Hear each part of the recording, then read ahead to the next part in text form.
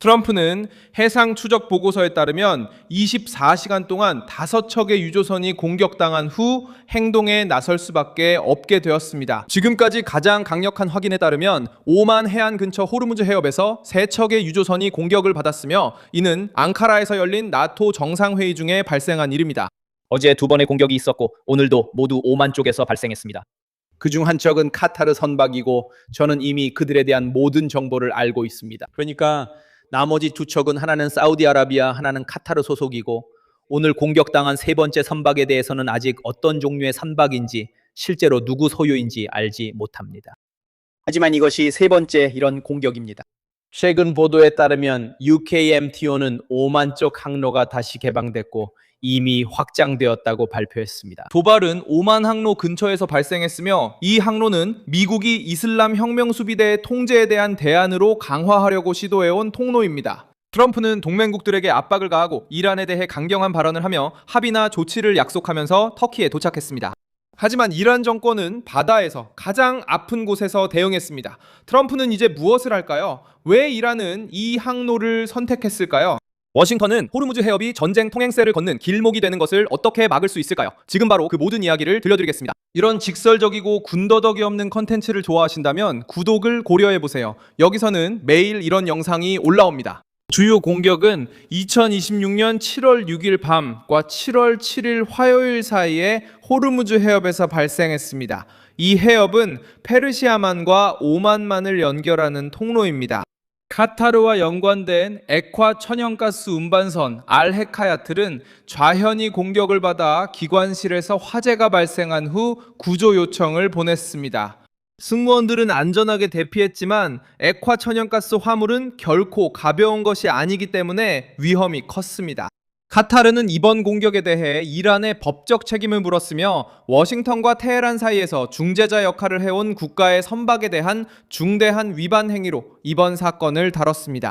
이것은 이번 사건에 무게를 더합니다. 왜냐하면 아무 선박이나 공격한 것이 아니라 대화를 중재하려고 했던 국가의 선박이었기 때문입니다. 사우디아라비아의 유조선 에디안도 오만 해안 근처에서 공격을 받은 선박 중 하나로 나타났습니다. 정보는 아직 정확히 어떤 방식의 타격이었는지는 아직 불분명했지만 본질적으로는 또 한 척의 걸프 아랍 국가의 선박이 이번 위기 목록에 추가되었다는 점입니다. 테헤란은 선박들이 승인된 항로를 이용하고 이란의 조정을 받아들이며 미국의 존재를 도발로 간주하길 원합니다. 워싱턴이 오만 쪽으로 대체 항로를 열려고 시도할 때 그 정권은 이렇게 대응합니다. 주의, 위협, 요격, 그리고 공격. 이것이 이란의 전략입니다. 전 세계가 점차적으로 호르무즈 해협이 이란의 허가 없이는 작동하지 않는다는 사실을 받아들이게 만드는 것입니다. 3주 전 22척의 선박 이 해협을 빠져나간 밤이 있었습니다. 그리고 아무도 들어본 적 없던 그 유명한 호르무즈 해협이 있는데 이곳은 진정한 돈벌이 기계입니다. 내가 한 가지 말해줄게. 숫자를 보면 마이클, 다른 모든 것이 작아 보일 정도야. 베락과는 호르무즈 해협 재개방을 미국의 대이란 압박의 핵심으로 내세우고 있었습니다. 트럼프는 합의가 있거나 미국이 이를 끝낼 것이라고 말했습니다. 그의 발언은 분위기를 한층 고조시켰습니다. 이란 정권은 또 다른 방식으로 대응하며 상선들을 압박의 대상으로 삼았습니다. 워싱턴의 침묵이나 지연은 이제 큰 대가를 치르게 합니다. 매 시간 아무런 대응이 없으면 테헤란이 아무런 대가 없이 레드라인을 시험할 수 있다는 인상을 주기 때문입니다. 앙카라에서 열린 나토 정상회담은 이 위기에 의도치 않은 무대가 되었습니다. 트럼프는 동맹국을 압박하며 터키에 도착해 대이란 전쟁에 대한 지원 부족을 불평하고 유럽에 더 강한 군사 역할을 요구했습니다. 동시에 동맹은 수십억 달러 규모의 방위 계약을 발표하며 단합을 보여주려고 했습니다. 하지만 호르무즈 해협은 또 다른 질문을 던졌습니다. 강경한 발언이 무슨 소용이 있습니까? 주요 항로가 여전히 드론, 미사일, 무선 위협에 취약한데요. e ameaças por rádio marítimo. 이란도 내부 분위기를 이용해 입장을 더욱 강경하게 만들었습니다. 콤과 테헤란에서는 2월 공격으로 사망한 아야톨라 알리 하메네이의 장례식에 군중들이 모였습니다.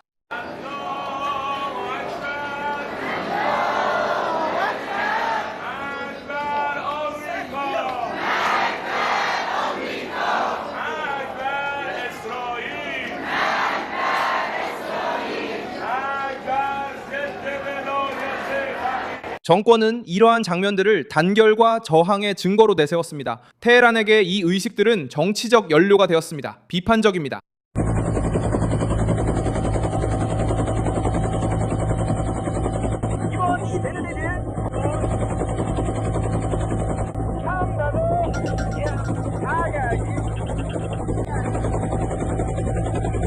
이란 외무장관 아바스 아라기시도 위협이 계속되는 한 최종 협상이 진전되지 않을 것이라고 말하며 이런 입장을 강화했습니다. 그는 양해각서를 언급하며 워싱턴이 약속을 지킬 것을 촉구했습니다. 실제로 이란은 압박을 뒤집으려 하고 있습니다. 그리고 뉴욕타임즈에 따르면 미국은 카타르와 파키스탄을 통해 이란의 이슬라마바드 협상 중 이스라엘이 협상가들을 암살할 계획이라고 경고했다고 보도했습니다. 그리고 이스라엘 전투기들 때문에 갈리바르의 비행기가 북쪽에 있는 공항에 비상 착륙하는 일도 있었습니다. 전투기들이 테헤란에 접근하고 있었습니다. 저는 우리가 종종 암살자들이 적으로부터 온다고 생각하지만 실제로는 그들이 다른 쪽에서 온다는 것을 이해하지 못한다는 점을 강조하고 싶습니다. 선박을 공격한 혐의로 피고인 취급을 받는 대신 자신이 허가하지 않은 항로가 열렸다는 이유로 피해자 입장으로 나서고 싶어 합니다. 이것은 계산된 정치적 책략이지만 바다에서의 현실은 수사보다 더 무겁게 작용합니다. 선박들이 공격을 받았고 운항이 우회되었으며 선박들은 후퇴했고 보험사와 운영자들은 그 항로를 다시 두려운 시선으로 바라보기 시작했습니다. 석유 가격이 상승 반응을 보였고 시장은 이 문제가 단순한 단발성 사건이 아니라는 것을 이해했습니다. 호르무즈 해협을 안전하게 통과하는 것이 아직 보장되지 않았다는 경고였습니다. 이런 상황의 격화를 지켜보고 있는 로버트 페이프 교수는 만약 이란이 호르무즈 해협에서의 입장을 요금 징수, 선택적 할인, 경제적 압박의 수단로 삼는다면 8월에 더 큰 충돌이 일어날 수 있다고 이미 경고해 왔습니다. 8월을 바라본다면 그들의 영향력이 호르무즈 해협에서 커지는 것과 이 목표가 어떻게 맞물릴까요? 이게 바로 제가 격화의 함정 분석에서 말한 내용입니다. 그게 바로 그 분석이 다루는 내용이죠. 맞습니까? 그리고 제 생각에는 이건 그럴듯한 시나리오라고 할 수 있습니다. 절대적으로 확실하다고는 말하지 않겠지만 가장 그럴듯한 시나리오라고 생각합니다. 그들은 단순히 수수료를 부과하는 게 아니라 우호국 여부에 따라 조건부 수수료를 적용합니다. 그들은 이미 중국에 그렇게 하겠다고 했습니다. 지금 중국과는 우호 관계입니다. 그리고 그들은 이것을 어떻게 정의할까요? 외교부가 한 말을 보면 알 수 있습니다. 그들은 이번 전쟁에서 제노의 누아르 군대를 지원하지 않기 때문입니다. 그렇다면 쿠웨이트를 우방국으로 만들려면 어떻게 해야 할까요? 다른 걸프 국가를 우방국으로 만들려면 어떻게 해야 할까요? 아니면 아예 통행료가 없거나 통행료가 낮아질 수도 있겠죠? 알겠죠? 그 생각은 좀 강경하죠. 테헤란은 동맹국과 전략적 구매자들에게는 한 방식으로 대하고 미국과 가까운 나라들에게는 또 다른 방식으로 압박을 가할 수 있습니다. 이건 단순한 금전적 통행료가 아니라 정치적 통행료가 되는 겁니다. 걸프 국가들은 동시에 두 가지 위험을 주시하고 있습니다. 첫 번째는 물리적인 위험으로 에너지를 실은 선박들이 다시 공격을 받을 수 있기 때문입니다. 두 번째는 외교적인 위험입니다. 승인된 항로에 대한 이란의 통제를 받아들이는 것은 위험한 선례를 남기는 것이기 때문입니다. 오늘은 호르무즈 해협이 그 예입니다. 내일은 지역 내 힘을 가진 어떤 정권이든 해상 통로를 정치적 통행세를 거두는 수단으로 만들려 할 수 있습니다.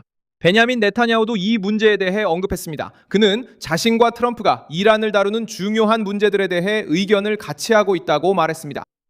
이스라엘은 이란 정권을 직접적 위협으로 여기며 테헤란이 협정으로 온건해졌다는 생각을 받아들이지 않습니다. 네타냐후는 호르무즈에서의 공격이 이란의 압박과 협상 의도를 보여준다고 봅니다. 백악관은 이 항로가 이슬람 혁명 수비대 소유가 아님을 증명해야 합니다. 트럼프에 대한 압박이 커지는 이유는 공격이 발생한 시점이 그가 나토 지도자들 사이에서 자신의 힘과 동맹국의 충성, 군사비 지출에 대한 입장을 강요하려 했던 때이기 때문입니다. 이슬람 혁명 수비대는 미국과의 공개적인 충돌에서 승리하지 않아도 문제를 일으킬 수 있다는 것을 알고 있습니다. 비용, 두려움, 불확실성만 만들어내면 됩니다. 드론이 유조선을 공격하면 항로를 멈출 수 있습니다. 보험료를 올리고 에너지 가격을 흔들며 동맹국 정부들을 곤경에 빠뜨릴 수 있습니다. 이것이 테헤란이 강요하려는 소모전입니다. 트럼프는 이제 선택지가 많지 않습니다. 그는 해군 주둔을 강화하거나 나토의 공동 대응을 요구하거나 카타르, 사우디아라비아, 아랍에미리트에 테헤란이 강요하는 항로를 받아들이지 말라고 압박할 수 있습니다.